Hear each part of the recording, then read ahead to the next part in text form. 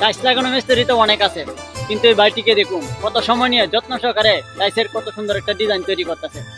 আশা করি ভিডিওটা আপনাদেরও ভালো লাগবে। ভিডিওটা শেষ পর্যন্ত দেখুন কিভাবে টাইলসের ডিজাইনগুলো তৈরি করতেছে।